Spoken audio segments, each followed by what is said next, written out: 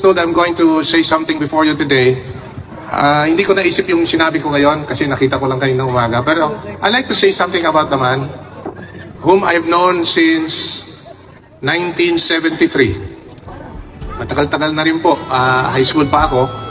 At kabyat lang, disclaimer, wala akong ikukwento patungkol sa kanyang kaso because we're not supposed to say anything about it.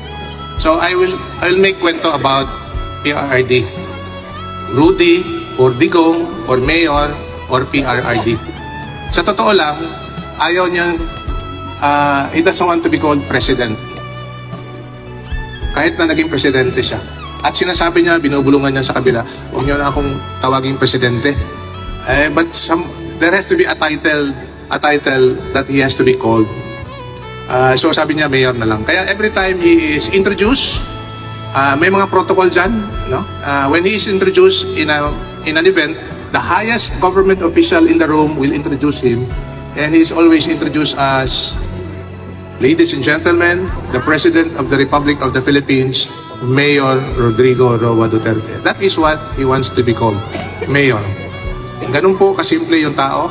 Ganun din po kasimple yung unang-una kong nakita back in 1973. I'd like to share this a little bit on how I came to know him because when he first passed the bar in 1973, si Nanay Suling, yung mother niya, came to the law office of my father.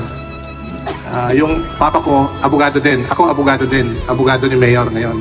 Pero si Nanay Suling came to see my father and asked if Mayor Rudy or Attorney Rudy then can work in the law firm of my father. So that's how I came to know him the first time. And he credited my father to be his mentor. Marami siyang kinakwento, hindi ko na sasabihin dito. Hangang-hanga siya sa papa ko. And I think that's life. It comes in full circle.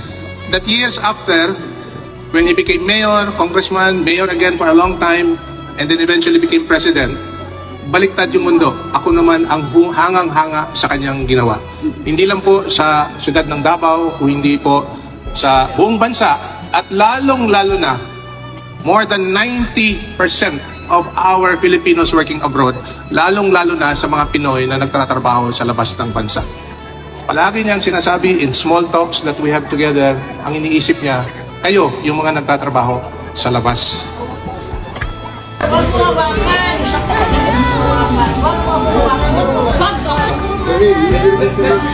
Duterte!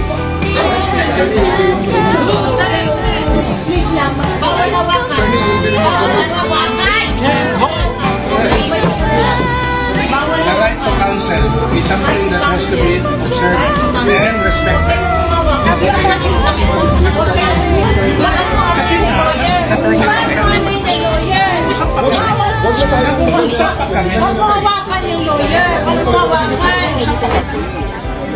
I can only say that he does not deserve the treatment that he's getting now from this government. There has been a lot of characterization of lalong-lalo na sa mga kritiko. Ang makikita lang nila yung isang bagay na hindi, yung isang bagay, patungkol dito ngayon, hindi ko na i-elaborate. Pero yung isang bagay na hindi pa nila makikita yung kumpletong kwento. Pero yung karamihan dyan, 90 to 90% of what this man is all about and what he did for the country, yan po ang hindi nakikita ng pagkaliit-liit na segment ng bansa. Kayo po, karamihan dito sa ngayon, at lalong-lalo na sa Pilipinas, mas nakikita nila yung kabuuan ng pagkatao ni Mayor Rudy. Kaya grabe, dagsaan ang ating paniniwala, dagsaan yung pagmamahal sa tao, at pati ako na nakilala ko siya for many years, hindi ako makapaniwala na noong March 28, we had the biggest global birthday celebration of one man. Thanks to you here and everyone else here. Akala ko nga mga 60 locations all across the world. Napunyag ka rin ng gobyerno, 240 locations across the world pala. Pero ang problema, ang binigay nila na numero, 60,000 lang. Yun lang ang sinabi. Pero sa Davao pa lang, which is the epicenter of the global birthday celebration of Tatay Digong, mahigit 300,000 na ang dumalo. At hindi rin sila nagpapahuli, kagaya nung nakita ko sa video nung nakaraan na nag-birthday si Tatay Digong, nagle-lechon kayo rito. Ay doon din, nagle-lechon na libre sa Davao. Pero hindi ka lang talaga kukulangin yung ilang lechon na nagpalibre dahil sa dami ng tao. So, sa ngayon, nagpapasalamat ako on behalf of the family and on behalf of our family especially sa tuloy at patuloy na inyong suporta at pagmamahal po sa bayan for that matter and for Tatay Digong. Let us to continue to pray for him for his continued good health, his wisdom, his perseverance, na he would be able to overcome what he has been going through right now. At sinasabi niya palagi ito. If you notice, last year sa harap ng Senado, sa harap ng Kongreso, I was with him, beside him, at sinasabi niya, haharapin ko ito. Pero sa maling akala namin haharapin namin doon, dito pala. But nevertheless, he have always believed that he will face these trials that he has. No? Yun siguro ang gustong maiwatig sa inyo for now. At again, thank you very much sa pagdalo nyo rito.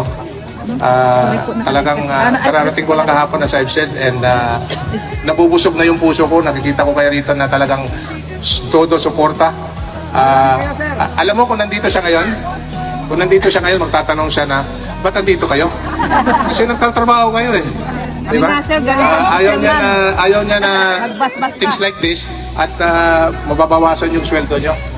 And it's something like really that makes me say na you really love him because you really have gone beyond your means, beyond your time to be here and to show solidarity with the one man who made a difference in the lives of so many in our country and or to Filipinos all across the world. So thank you very much. And God bless us all. God bless you, sir.